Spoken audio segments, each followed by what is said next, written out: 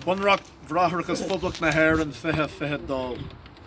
Nu hunraín an bunrock seo na bunrock na ile de chuid bhráthachas phoblach na hÉireann na bhí ann ribh seo agus gabhann sé ina unit. Irish Republican Brotherhood Constitution is revised to date 2022. This Constitution supersedes and replaces all previous constitutions of the Irish Republican Brotherhood. Generalta, an chéad article. Tá agus bé bhráthachas phoblach na hÉireann chu dhéanta de éir agus do bhaná na hÉireann. Beag beann acma nóir chreidirh atá cónthach in Éireann is Sasanna in Alban, Americás in Austráil, nó an nach tír na bhfuil cónaí ar éir agus ar bhaná na hÉireann. Chuir an BPA ribhcách fáilte ribhcách atá tiltneach síhrú chun réaltas poblachtach neamhsplach séir in Éireann a bhunú. General, first article. The Irish Republican Brotherhood, IRB, is and shall be composed of Irish men and Irish women, irrespective of class or creed, resident in Ireland, England, Scotland, America, Australia, and in all lands where Irish men and Irish women live. The IRB welcomes all who are willing to labour for the establishment of a free and independent Republican government in Ireland. Dara article. Béadach fear agus bana eile atá cónthach in Éireann a bheith in cáilethe más féidir le díalseacht a dhealúnt tá article agus do principal ile bhunracht ceansach na hÉireann 1990. Second article. Other men and women who are resident in Ireland and who can commit loyalty to all articles and principles of the 1919 Sovereign Constitution of the Republic of Ireland may also be eligible. And three article. Chuirfí an BPA dúchas agus gnás chean cultúr na hÉireann chun céine gánaí. Third article. The IRB shall at all times promote the genius and traditions of the old Irish culture. An cartú article. Faimóí an BPA a thionnchar maráilte chun an aonteacht agus an grá bráthúil le measc iar agus bhaná ile na hÉireann agus a gcomharsan a chuthú. Fourth article. The IRB shall exercise its moral influences for the cultivation of union and brotherly harmony amongst all Irish men and Irish women and their neighbours. An cúgu article. Cahoí an BPA principal chun ólas ar chearta ceannasacha winter ceannasach phoblach ceannasach na hÉireann a scapa ar wathe le chách. Fifth article. The IRB shall propagate principles so as to spread knowledge of the sovereign rights of the sovereign people of the Sovereign Republic of Ireland for the benefit of all. An séú article. Glach for choltaí isteach sa BPA trí iad a chur faoin mion díalseachta seo lenas. I láthair dé, galamse, leis seo má dhíthal i dhéanamh neamhsplachas náisiúnta na hÉireann a bhunú go dangan trí sláine aróga 1960, trí sláine dhearbhú 1990 agus trí sláine bhunrach ceannasach 1990 a chuomhnú in níalseacht de ardcáirle bhráthachas phoblach na hÉireann. Sixth article. The mode of initiation members into the IRB shall be the rendering of the following declaration of allegiance. In the presence of God, I hereby undertake to do my utmost to help to firmly establish the national independence of Ireland by upholding the integrity of the 1916 Proclamation, the 1919 Declaration and the 1919 Sovereign Constitution in allegiance with the Supreme Council of the Irish Republican Brotherhood. Seachtú article.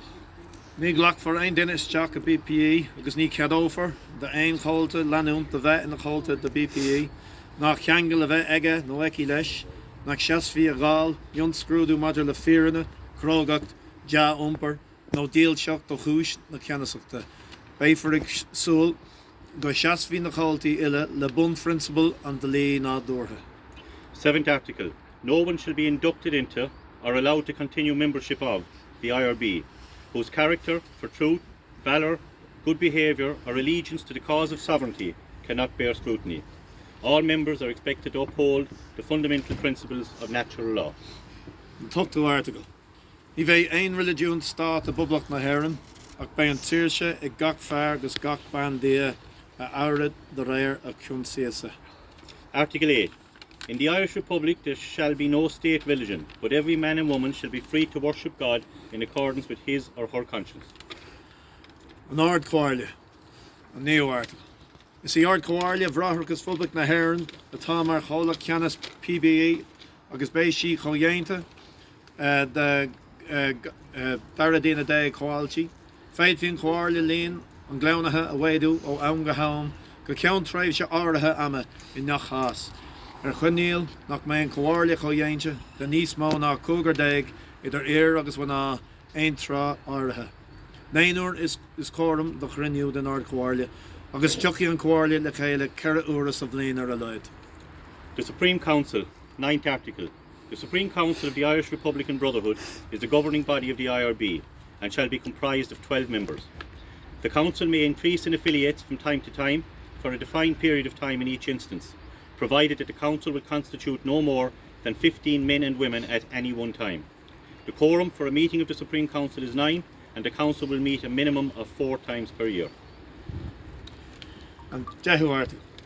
Tá agus bé feimimeach na hard comhairle ann ar a méid cathaoirleach, las cathaoirleach, cisteoir agus rúnaí an chomhlachta sin, agus bé cinú a dhéanfaí aon trúr acu ina ceangal orthu uile.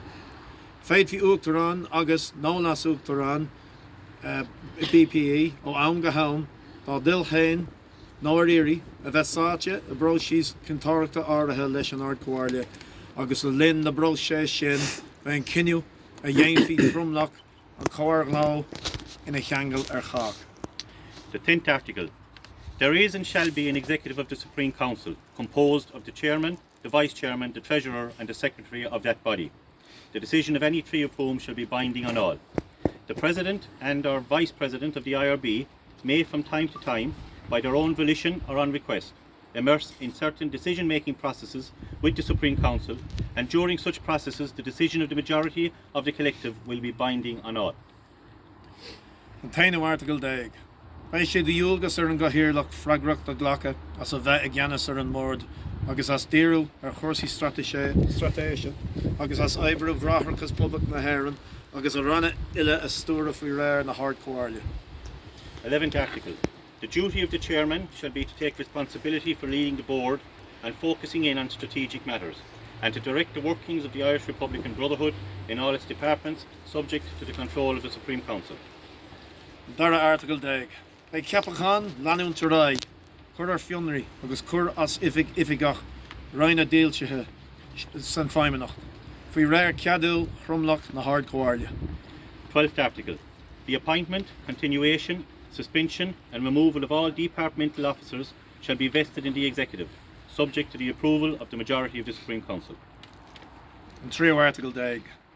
Ní bheith an cháilte den ard comhairle na aon ifigach ina seirbhís ag fáil aon tuarastal ó chistí na hard comhairle ná ó chistí de chuid bhreathrachas phoblach na hÉireann. 13th Article. No member of the Supreme Council or officer in the service thereof shall be in receipt of any salary from the funds of the Supreme Council or the Irish Republican Brotherhood. An cartú article 10. Ní éadhí siad siúd in dhearnach chomhaltaí the BPE, díobh nó a bhéid a chomhaltaí the BPE a dhéanú díobh ina dhéis seo faoin mó in sealamh údarás na hard comhairle a cheistú. Cumad bhí ard comhairle BPE a cearta agus a freagrachtaí go léir in neall le rialachas phoblach ceannasach na hÉireann, de réir mar a lútear agus a chumdítear agus a dhearbhítear é a munreachtaine do chuid bhreathrachas phoblach na hÉireann roimhe seo. 14th Article. The authority of the Supreme Council shall be unquestioned by those who have become or who may hereafter become members of the IRB by the mode of initiation. The IRB Supreme Council will retain all of its rights and responsibilities in relation to governance of the Sovereign Republic of Éire as stated and enshrined and upheld in previous constitutions of the Irish Republican Brotherhood. An chúgu article 10. Leanan an ard comhairle den cear chuhí féin a orchamad caithfh leis na náisiún, na chuachtaí agus na institúidí go léir ar gach ábhar a bhaineann le las chríoch na hÉireann chun cúis neamh splachas na hÉireann a chur chun cinn. 15th Article.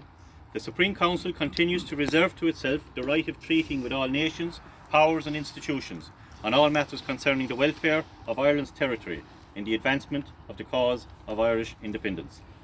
An séú article 10. Cabbé an bhfuil uachtarán ceannasach BPE mar chomhalte den ard comhairle nó nach bhfuil, leanfaí na chomhaltaí ile dahantas a thabhairt uachtarán ceannasach BPE mar uachtarán ná dúrtha a dlísteanach phoblach ceannasach na hÉireann de réir mar a lútear agus a chudítear agus a dhearbhítear é I munreachtaine a chuid bhreathrachas phoblach na hÉireann roimhe seo. 16th Article. Whether the President of the IRB be inside or outside the 12 members of the Supreme Council, all members will continue to recognise the President of the IRB as the natural and rightful President of the Sovereign Republic of Éire, as stated and enshrined and upheld in previous constitutions of the Irish Republican Brotherhood. An seachtú article déag. I gás líon na gáiltaí den ard comhairle a bheith leideithe do dútheachtaine. Feimóí a mé fágda dá chomhaltaí údras na hard comhairle go dtí go líonfar na foilúntais an dhéanfar a luthas féidir é agus déanfar amhlaí I gás an feiminis. 17th article. In the event of the Supreme Council being unavoidably reduced in numbers, the remaining member or members shall exercise the authority of the Supreme Council until such time as the vacancies shall have been filled up, which shall be done as soon as possible, and the same for the executive. An tuchtú article déag. Cuirfar cháiltí ile na hard comhairle na hifigí feimúcháin san áireamh a raibh go thú oibríoch le na natá ag CGB na hagraíochtaí agus lamfaí siad a seirbhís faoi réir vóta an chorm I neachchas. Article 18. All members of the Supreme Council, including the executive officers, will be automatically put forward for re-election at the AGM of the organisation and will continue in service subject to the majority vote of the quorum in each instance. Na Shéalaí Ceannasacha. An neo article déag. Is cead dúachtar an Ceannasach bhráthachas fublach na hÉireann amháin an Séile Céireach Ceannasach a gramú de aon dachaméid.